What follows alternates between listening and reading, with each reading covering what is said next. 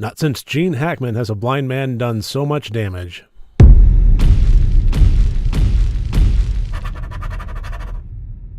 Hello and welcome to Rotted Review of the Day, and it is Subscriber Suggestion Sunday, and today's video comes to us on the suggestion of Tara Lynn, and it is 2016's Don't Breathe.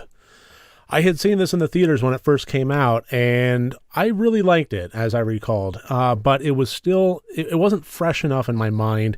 I needed to give it a rewatch, which I did yesterday, and I actually came away with a lot more on the second watch. This movie follows three major characters of Rocky, Alex, and Money.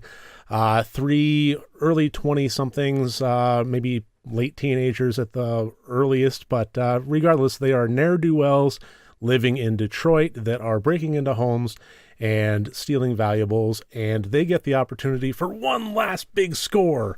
They get a tip dropped on them that an old blind man is hoarding a pile of cash from a settlement, and he lives in a rundown part of Detroit where everybody else has abandoned their homes. So it's pretty much easy pickings. All they got to do is go there, break into his house, and snag it. And in doing so, they snag a lot more than they bargained for in terms of trouble, because this blind man happens to be played by Stephen Lang, who is a veteran badass who protects his home and has secrets of his own. Now, one of the things I really, really loved about this movie, I'm going to go ahead and throw the scores up right now here so you can take a look. Each individual's category is worth up to 25 points for a total possible score of 100 points. And you'll notice that all of the marks here out of 25 are pretty darn good. The plot, one of the things I really loved about this is how it dealt with context. You had characters that on surface level were, you had teenagers or 20-somethings breaking into people's homes. There's not a whole lot relatable. There's not a whole lot salvageable, but providing deeper context within the characters through a lot of showing, not telling.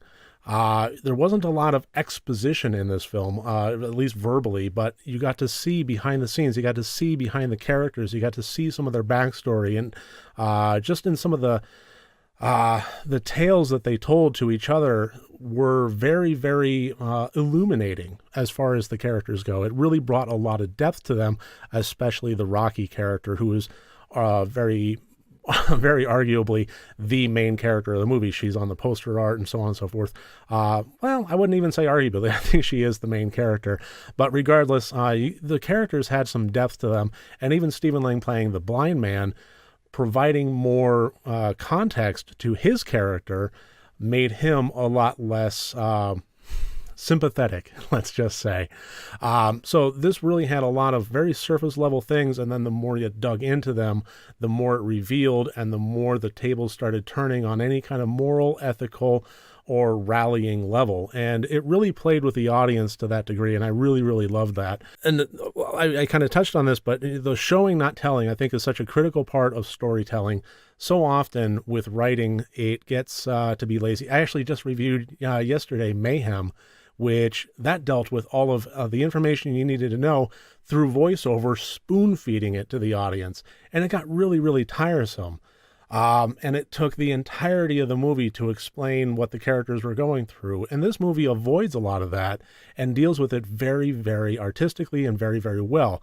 Even in the first 15 minutes, you knew exactly what the Rocky, Alex, and Money characters were all about. Even in their showing their first break-in, which kind of sets the stage of the characters, the methodology that it shows of each individual character during that break-in reveals so much about their characters and what they are about.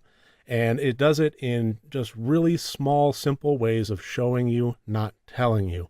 And the way that this movie delivered its information about its characters, about its backstory, about its context, I really, really enjoyed. The Intent got a 22 out of 25. You'll notice this had a lot of really visceral, dirt under the fingernails kind of feel to it, and it really sold itself well to the audience. This wasn't a supernatural kind of terrifying movie. This was simply a very, very tense, suspenseful thriller, and it definitely had a lot of kind of cover your eyes and peek through your fingers. I wouldn't even say necessarily gore, just in the realism presented and how close it got. It really made some scenes very, very difficult to watch. There wasn't a whole lot about this that was very comic book-esque. It was very, very real feeling. And again, contrasting it with the movie yesterday that I reviewed, Mayhem, this was so much better in that regard. The acting, 20 out of 25. Stephen Lang was the perfect choice for this role as the blind man. He cut a very imposing figure, but more than that, he portrayed a man with a lot of demons and a lot of sympathy. He portrayed a villain, one of the best types of villains, and that's one that truly believes he is right. That he is making morally sound choices, that he is providing order to the universe, and whatever he's doing, there's a reason behind it. And that is absolutely the best kind of villain, is the one that believes in the deep down in his heart that he is doing the right thing. And Stephen Lang gave all of those various layers of the blind man character all that depth and all that sadness and all that heartbreak and all that anger. It really came through very well. Jane Levy as Rocky, stupendous job bringing all the aspects of her character to the screen. Nobody in this film, aside from possibly the money character, was one-dimensional. And every single layer of every single character was beautifully shown. The technical, I also gave a 21 out of 25. Again, the visceral kind of reality that was shown here and the dark camera work was, I mean, you have a blind character, and this did a really fantastic job of playing with light levels and bringing the audience right into the home, right into the danger. And the technical portions of that with the cinematography and the editing were a massive, massive factor with this one. So all told, gave an 84 out of 100 points. Very impressed with this one. If you haven't seen it, I really, really recommend it. This was a fantastic recommendation by Tara Lynn. Thank you very much. Just a reminder before I sign out of this review, I'm going to be doing 3 more videos. I'm going to kind of forego the weekly or the daily categorization of them and just kind of do 3 more picks of whatever I happen to pick, and until I get to video 200, and then I'll be taking a 3-week vacation, and I will be back on Pi Day, March 14th. So look for me then. I got 3 more reviews. Thank you very much for joining me here today. It really does mean a lot to me. I look forward to seeing you tomorrow, and remember, next time you want to watch a horror movie, first make sure that it's good and rotted.